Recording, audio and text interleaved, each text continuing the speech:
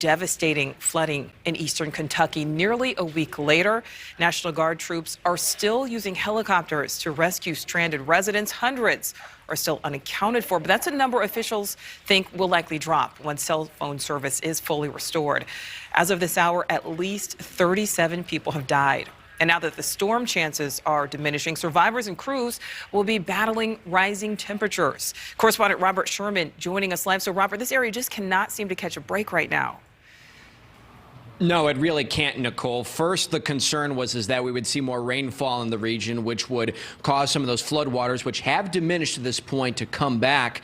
Now that that's kind of in the rearview mirror, now the issue is heat and dealing with that. And that is just another element here that is really hindering the search and rescue operation. This continues on into another day. And what we've seen around the Commonwealth, you've had well over 1,000 search and rescue operations take place. But you've also had significant loss of life. Well, several dozen people are now dead. In terms of the number of people who are missing, they don't even know how many people are missing right now. That just goes to show how complicated the situation is on the ground here in Kentucky.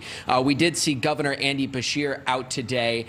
He was touring some of the devastated areas and speaking with first responders. He says that there's roughly 10,000 people still without power around the Commonwealth, and the Kentucky government is setting up cooling stations in order to make the situation better for them.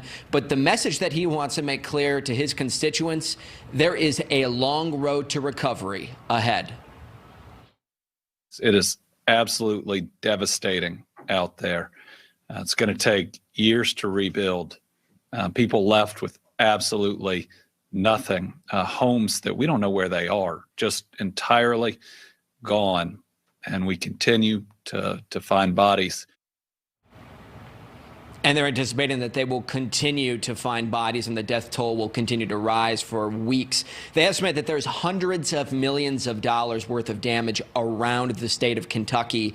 And now individual assistance has been approved by the federal government for 2 more counties, bringing the total up to 7. But these people, a lot of these regions that were impacted were some of the poorest in the entire Commonwealth. A lot of people don't have flood insurance. They're really hoping to get some kind of governmental assistance to get back on their feet. Nicole? Yeah, a lot of help really needed there. Okay, Robert, thank you. Thank you for watching. Go to newsnationnow.com to find NewsNation on your television provider. And don't forget to click the red subscribe button below to get more of NewsNation's fact-driven, unbiased coverage.